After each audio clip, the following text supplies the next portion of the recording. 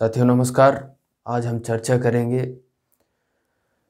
पंचायती राज व्यवस्था पर, जिसमें महात्मा गांधी जी ने कहा था कि भारत की आत्मा गांव में बसती है। ग्राम स्वराज की संकल्पना उन्होंने प्रस्तुत की थी। और आज हम देखते हैं पंचायती राज व्यवस्था के बारे में। सबसे पहले देखें तो जो संवैधानिक दर्जा प्राप्त हुआ वो 73वें संविधान संशोधन द्वारा 1992 में इसको जो है संवैधानिक दर्जा मिला। 74वें संविधान संशोधन में नगर पालिका का था और 73वें संविधान संशोधन में ग्राम पंचायतों की बात कही गई थी। ये भाग अनुसूची 11 में इसका उल्लेख है, भाग 4 में, और अनुच्छेद 40 के तहत राज्य के लिए ये था कि राज्य पंचायती राज व्यवस्था के लिए प्रतिबद्ध रहेंगे। 24 अप्रैल 1993 से लागू हुआ और 24 अप्रैल को ही पंचायत दिवस के रूप में मनाया जाने लगा। हम कुछ उत्तर प्रदेश के घटनाक्रम को देखते हैं, पंचायती राज व्यवस्था के विकास के क्रम को देखते हैं।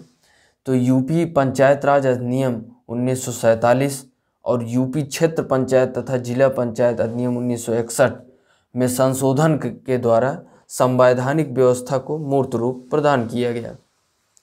अब इसको कैटेगरी वाइज चरण में देखते हैं तो 1947 से 1952-53 में ये प्रक्रिया स्टार्ट कर दी गई थी। जब भारत देश आज़ाद हुआ तब से भारत, चूँकि महात्मा गांधी जी का उद्देश्य था कि पंचायतों का सशक्तिकरण हो और उनका विकास हो, तो इस क्रम में ये शुरुआत कर दिया गया था। तो यूपी में जो शुरुआत किया गया वो 15 अगस्त 1949 से यूपी की जनसंख्या लगभग 5 करोड़ 40 लाख थी, ग्रामीण जनता, जिनको जो है 35,000 पंचायतों के माध्यम से और 8,000 पंचायत अदालतों के माध्यम से इनको ग्राम पंचायतों को प्रतिनिधित्व प्रदान किया गया। अब 1951-52 में ये संख्याएं बढ़ी ग्राम पंचायत की 35,000 से 35,943 यानी 35,943, और पंचायत अदालतें 8,000 से 8,492 पहुंच गई। 1952 से सुनियोजित विकास स्टार्ट हुआ। पंचायतों का विकास क्रमबद्ध रूप से हो, वो पंचवर्षीय योजना भी के माध्यम से स्टार्ट हो गया था। और जिला नियोजन समिति में भी प्रत्येक तहसील से एक प्रधान मनोनीत किया जाए, ये सब प्रक्रियाएं स्टार्ट होने लगी थी और ये सब प्रक्रिया शुरू हो गई थी। 1952-53 में जमींदारी प्रथा का उन्मूलन हुआ। जमींदारी प्रथा को लगभग खत्म की पोजीशन पे कर दिया गया। ग्राम सभा की स्थापना की गई।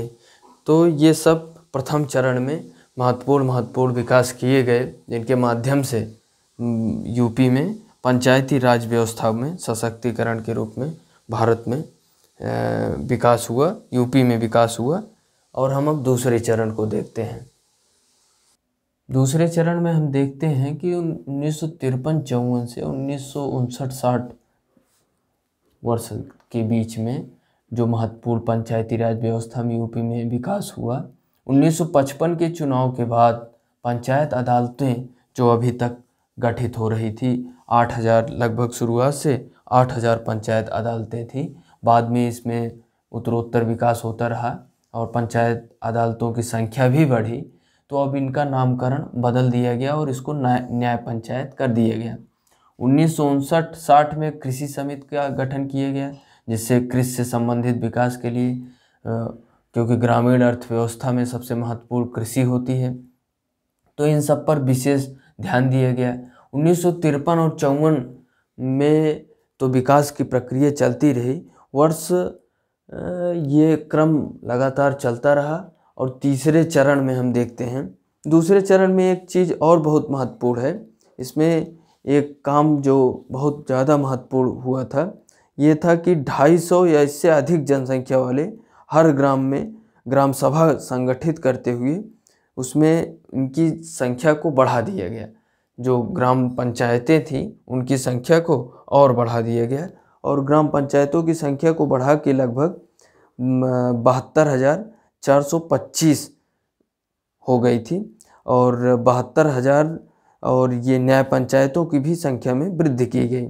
ये एक महत्वपूर्ण इसमें था कि रबी और खरीफ की फसलों के लिए जो कृषि समिति निर्धारित की गई, रबी और खरीफ की फसलों के लिए आंदोलन में विशेष उत्साह का प्रदर्शन किया गया, जिससे क्या हो कि रबी और खरीफ के फसलों के लिए उसमें उत्तरोत्तर विकास हो, और ग्राम सभाओं में इसीलिए कृषि समिति का निर्माण भी किया गया। अब तीसरे चरण में देखें तो 1960-61 से 1971-72 के ये लगभग 10 साल का कालखंड है। इसमें हम देखें तो जो विकास की प्रक्रिया हुई, 1960-61 में कृषि उत्पादन तथा कल्याण उप समितियों का भी गठन किया जाने लगा। उत्तर प्रदेश क्षेत्र समिति एवं जिला परिषद अधिनियम 1961 क्रियान्वित किया गया। तीसरे आम चुनाव और ग्राम पंचायत में ये वृद्धि हुई।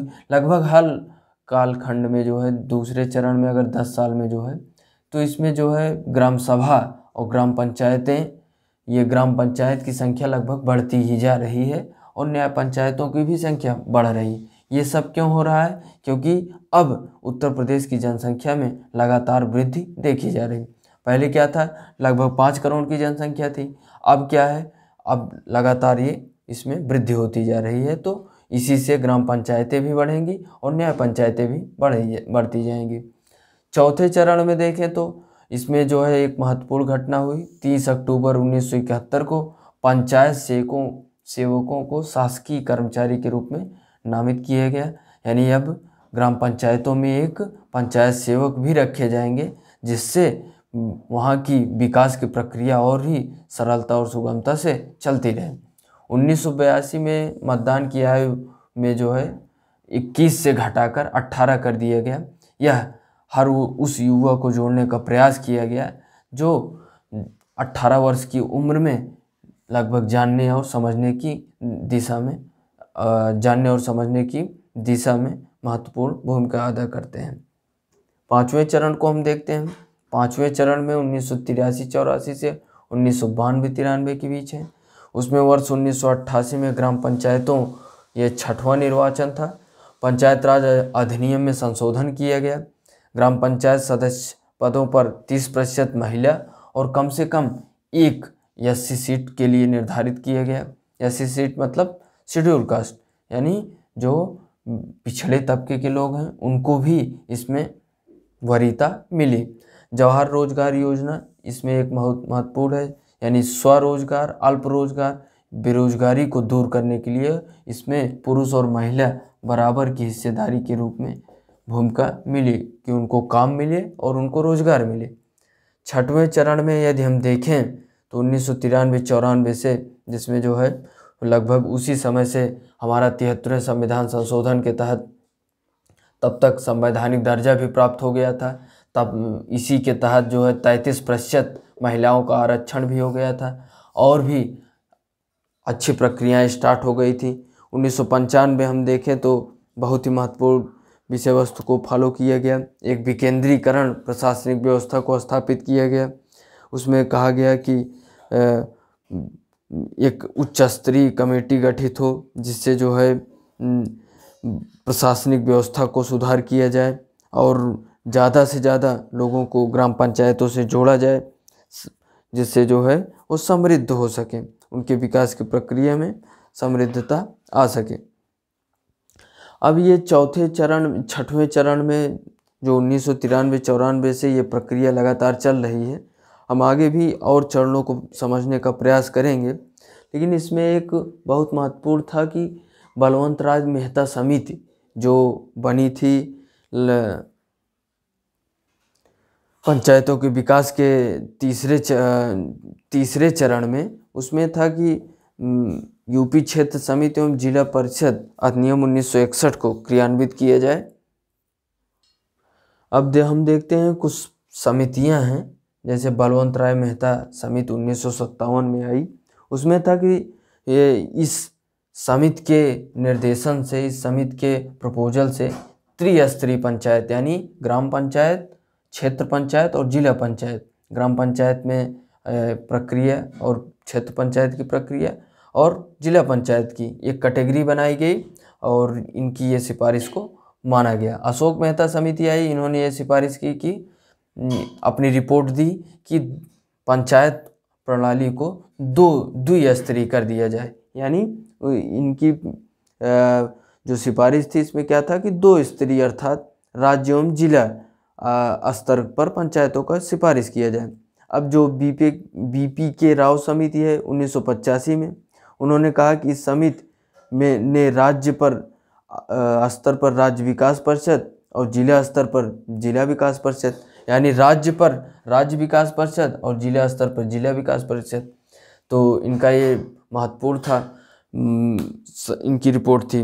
LM सिंघवी समिति जो थी 1986 में, इन्होंने कहा कि इस समिति से गांव पंचायतों को अधिक सक्षम बनाया जाए और प्रभावशाली, इनकी ये सिफारिश थी। और जो PK थुंगन साहब की समिति है, इसमें कहा गया कि इस समिति की सिफारिशों में यह महत्वपूर्ण था कि पंचायती राज संस्थाओं को संविधान में जगह दी जाए, यानी संवैधानिक दर्जा दिया जाए। इन्हीं की सिफारिश पर जो है आगे आगे रिपोर्ट बढ़ता गया और ये तय होता गया कि पंचायतों को संवैधानिक दर्जा मिले। और फिर यह 1992 की अमेंडमेंट के बाद, 73वें अमेंडमेंट के बाद पंचायतों को संवैधानिक दर्जा मिला और तब से अभी तक ये प्रक्रियाएं चल रही हैं। यानी राज्य में राज्य सरकार और जिले में जो जिला पंचायत अध्यक्ष और ये गांव में ग्राम पंचायत अध्यक्ष यानी ग्राम प्रधान, और इन सब प्रक्रियाओं में सुधार होता चला गया। और हम आगे इन सभी और चरणों को समझेंगे और उत्तर प्रदेश और भारत के में पंचायती राज व्यवस्था में और कुछ बातें जानने का प्रयास करेंगे। धन्यवाद।